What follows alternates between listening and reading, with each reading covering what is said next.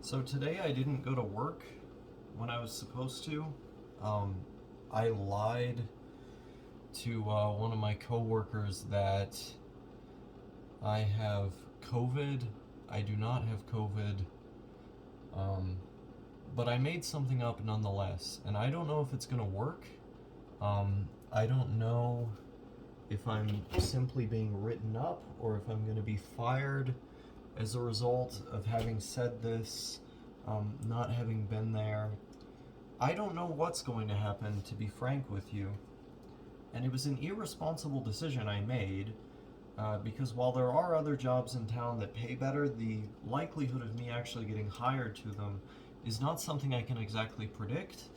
Um, and so I'm risking what is a $12 an hour job, which is, not a living wage, but it's more crumbs than you would typically get from the capitalist class. Um, and in Wyoming, it goes a little bit longer of a way. It's not a smart decision to make, especially when, I have my 2 days off literally tomorrow.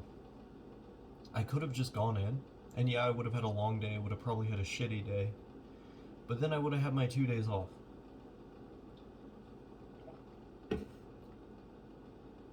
But I couldn't wait. I'm reminded of when I used to go to school and I would pretend to be sick to not go in on Friday because I was ready for it to already be the weekend. And then Friday would feel exciting because it's like, thank God it's Friday, an early Saturday in this case. I can do whatever I want. And then by the time Sunday would be there, I would already be dreading, or maybe even Saturday night or Saturday afternoon, I would be dreading going back to school. It was a miserable cycle because again and again and again, the same thing would repeat. I would be hoping that it would be the weekend or my vacation, just so I could recover from all the arduous work that I did, just for it to happen all over again. I wanted to break that cycle, so I stopped going to school. I was allowed to skip school again and again and again without my parents noticing. I was allowed to drop out sooner than I was legally allowed to because my parents didn't notice that I wasn't doing my work. And as a result, for the better part of the last 6 years, I have been a NEET.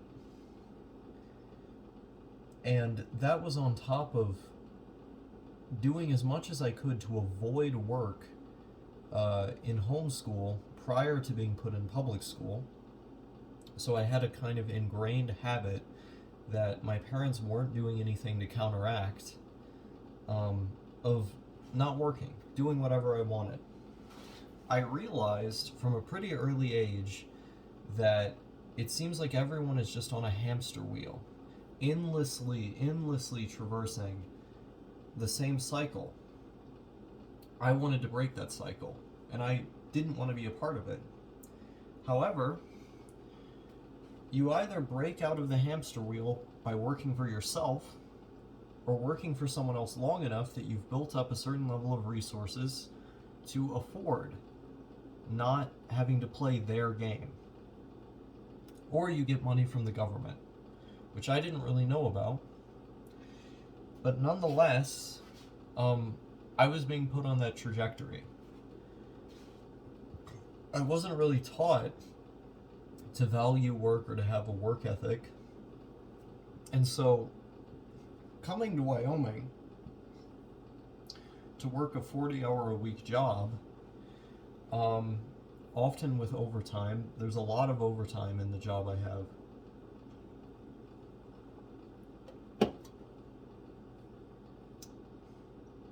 It fucked with me a little bit. Because when I was in school, I had some leeway for the short amount of time I was in school before I got so sick of it that I figured out how to get out. I had some leeway because I had a certain number of days that I was allowed to skip without legal action being taken. And you know I would use all those days. I also had a certain amount of sick days I could take without legal action being taken, so I would get taken to the doctor to get some kind of note, usually by faking an illness. And so I had one of the worst attendance records of anybody who went to those schools I went to. And I knew exactly how to go right up to the line. Although at one point I did have to go to truancy court, I knew what I was doing, relatively, right? And when I was in school, I often wouldn't do the work anyway, so it was more just a matter of me showing up. If you don't do the work at the job, you get written up, you get potentially fired.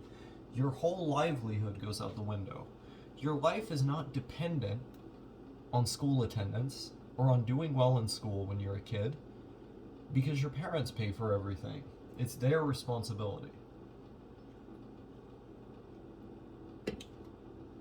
Well, what do I do?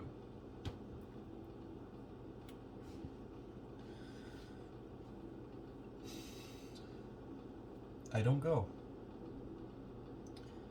I don't do things that are painful for me, that are not of my own choosing. See, I liked pain when it was of my own choosing, or when it was bodily pain that I didn't necessarily choose, but I didn't like the mental pain of being forced on to a sleep schedule and to do things I didn't want to do all day by someone else. I tried to do everything I could to avoid it. And so therein lies the problem. I built up a habit of not working based on a lack of structures in my own head or a firm example from those around me of appreciating or deriving value from the work that would be done. And I think that is why I have the problems I have today. Now, for the history that I've laid out to you, for the trajectory that I've been on throughout my life, I'm doing incredible.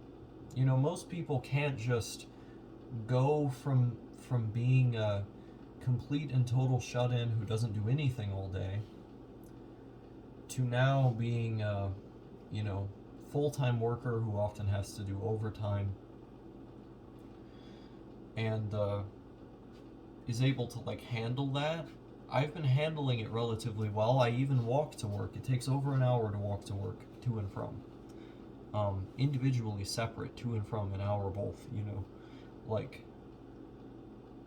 the amount of stuff I'm doing is unusual for someone who came from the place that I did. And so the fact that I have a hiccup like I did today, risky behavior to be engaging in for sure, but it's not exactly unexpected.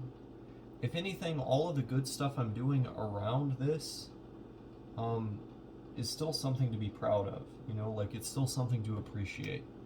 That being said, I shouldn't make a mistake like this again. I just wanted to sleep in today because I didn't sleep last night. And it's like, when you hear that, it sounds kind of reasonable. If it was just a matter of me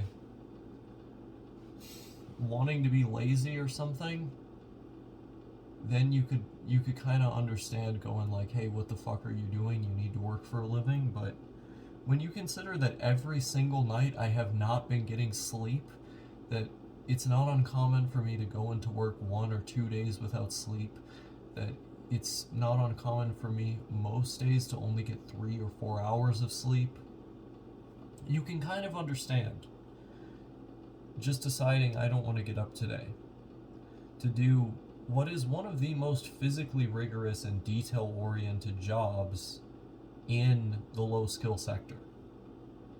I mean, there's a lot of firsts here, right? Coming to all of this as someone with as many mental health conditions as I have, with the unique background that I have, I'm being surprisingly adaptable. I'm doing pretty incredible for someone of that stature. However, this is going to be a problem if it's not already. You know, I can't make a habit out of skipping work days. I've only done this twice, and one of the times was when I was sick. But if I make a habit out of this, it's going to spell trouble for me.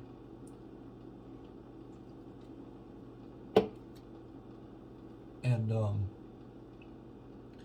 I feel like it probably already did, because who took up the tab for me? Probably my coworkers. They probably had to do my shift. That's going to breed resentment, reduce cohesion among the people who I'm on a team with, and I'm not looking forward to the day I have to go into work again, and I'm going to get odd looks for not having been there at the job. Treated different, probably. I've been thinking about that all day. And it sucks that I don't have more time to myself to do things that I enjoy in life. That, like, all of my free time is basically dedicated to recovering from how physically and mentally taxing this job is, just to do it all over again once that recovery time is over. But I don't really have an option in that. People have to survive. You have to work for a living. You can't really escape that. I mean, I could try to go to university to look for a career that I might find more enjoyment in, or at least gives me more free time, but that's, you know, a lot of money down the hole to potentially pursue a degree that I might not even want, for a career I might not even want. What if I'm wrong, you know? And even then, it's like the 4 years I'm going to school, or 6 or whatever, like, it's just a different kind of enslavement. It's enslavement to academia again, which, you know, in comparison to work, was better in some ways when I was growing up. I couldn't even do that. I couldn't even pass high school and middle school. Like 8th grade, I didn't really do any work for it. Like, what am I doing, you know?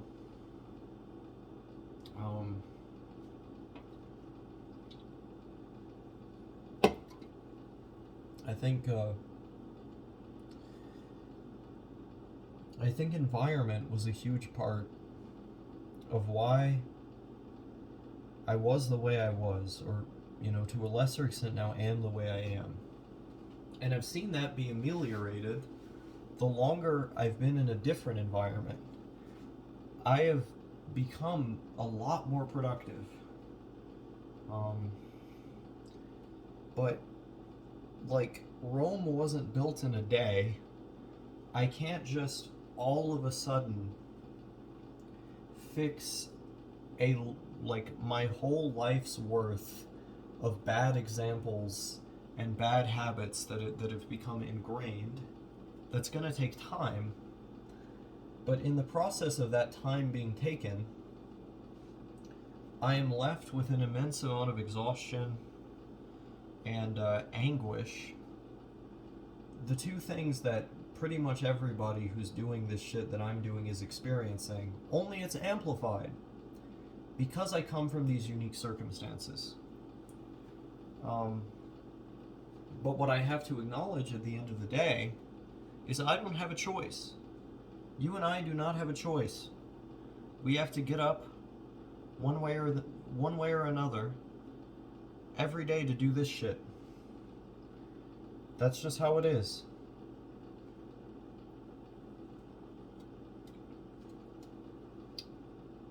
I can't mooch off of my parents, as my dad doesn't have a job, and my mom is dying.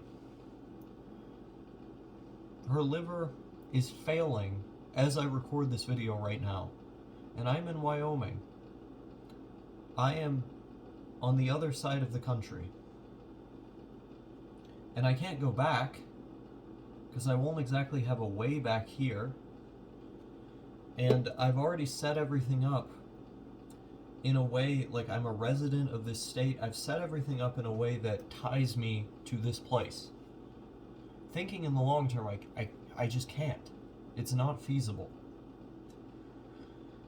And so not only am I having difficulty sleeping as it is, I seem to have some innate sleep problems that got me all the time in school.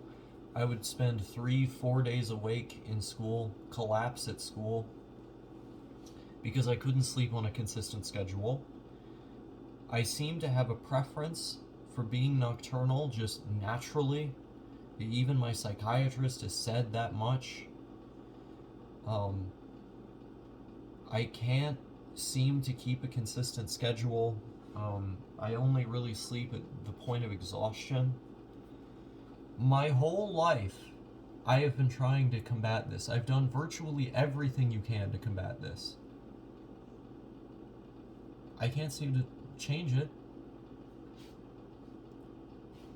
But it provides a barrier, right? It puts up a barrier to me, being able to do the whole normie thing. I just have to live with it. My dad, with the exact same sleep problems, would abuse substances to get around them, either to give him more energy or to sleep, or both. I can't exactly do that, because I don't want to end up like that. I just bear through it. What do people do who aren't made for all of this? In the way that I'm not made for all this. They work for themselves. They find a way to do that. They find a job that provides more freedom and autonomy to better adapt around these things. Or they don't work at all. They get declared disabled, as I once was. I'm not considered disabled now. It would be very, very difficult for me to be considered that now. I don't even know if I want to be considered that now. Because, for all intents and purposes, I want to work. I want to have consistent structure in my life, something that I wake up to do every day. I don't know if I necessarily want it imposed on me, but I want it. A job easily provides that. However, it seems to provide it on a schedule that's too strict for me to be able to adhere to without some obvious mental and physical problems, due to, say, lack of sleep, for example. What do I do about that?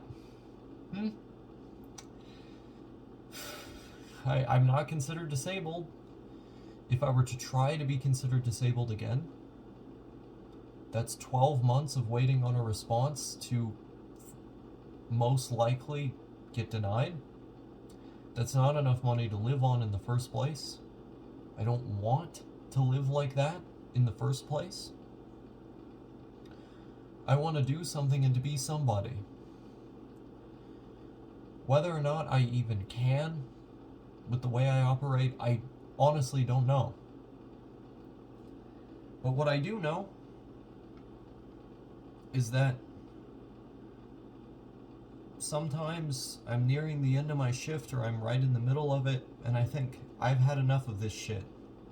I don't want to be entertaining the hamster wheel, going up and down, back and forth, again and again and again, in this cycle, this circular cycle. I'm just running up and down it again and again and again. The weekend I recover just to do it all over again, endlessly. And I recognized this when I was in school. I hated that about school, so I quit. I can't quit this. I can't drop out of life when food and housing are not free. I can't just drop out of life. I have to keep running on the hamster wheel. And as a result, I'm miserable. Simply clamoring for those moments when I have free time, when I have some control over my own life, to be enjoying life, which is really what we should all be able to do in the first place. when what it's really all about in the first place, enjoying life, making something meaningful of life, focusing on one's health, on one's passions. I don't have the energy to write anymore when I get home from work or when I'm on my weekend, because I'm spending it catching up with sleep or simply recovering from the exhaustion. I'm too stressed to focus on the writing. I look at the clock and I think, goddamn, I should be sleeping, I should be getting ready, I should be preparing, and I can't focus on my creative projects anymore. Because it's always in the back of my head, always churning this idea. I must be doing something, or preparing for when I inevitably have to be doing something. It stifles my creativity. It stifles my will to live. It stunts me in almost every sense. But I keep going because I have to. You know, they say work for a living, but what are you living for? In the midst of all of this shit, I don't know what I'm living for. The closest answer I can come to is doing this.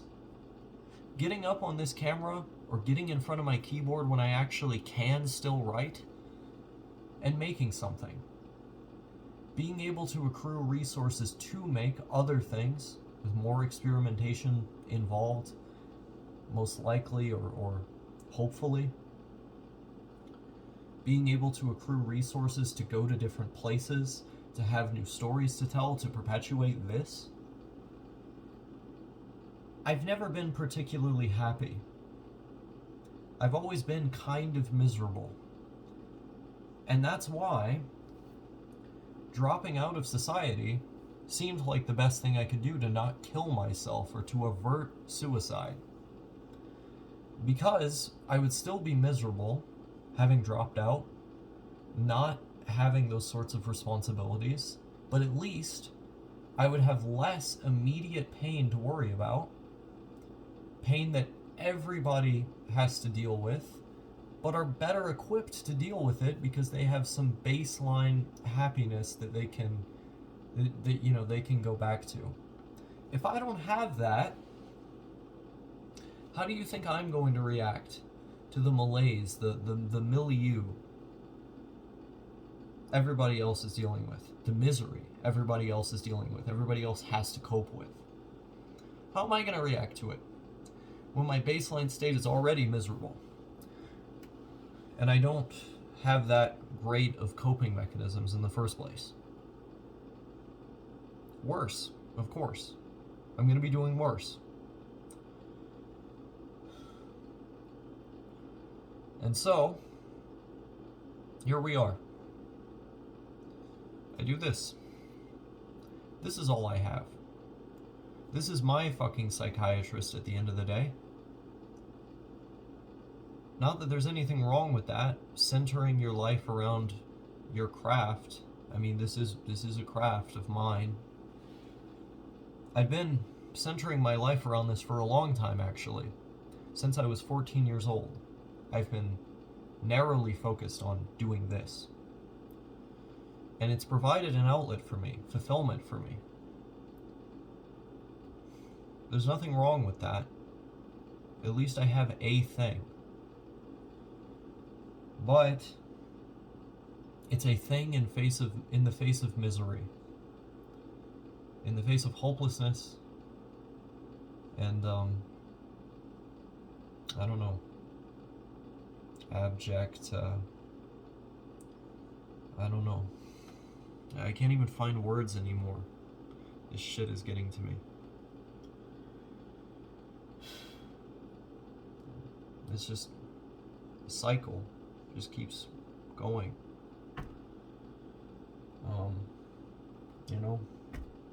I try to have a positive attitude. I try to see things from the perspective that, the pain breeds a certain discipline, that discipline is good, and you know, I need to better myself, and, I gotta appreciate the good things in life, but it's like, I don't even have as many of the good things in life when I can't properly engage with them because my mind is foggy and physically I'm beaten down. Then it just becomes about like relaxing for a bit until you do it all over again. I sound like I'm beating a dead horse at this point, but it's like, well, what else can I do? What else do I have to talk about? What else do I have to talk about besides being a Wagie?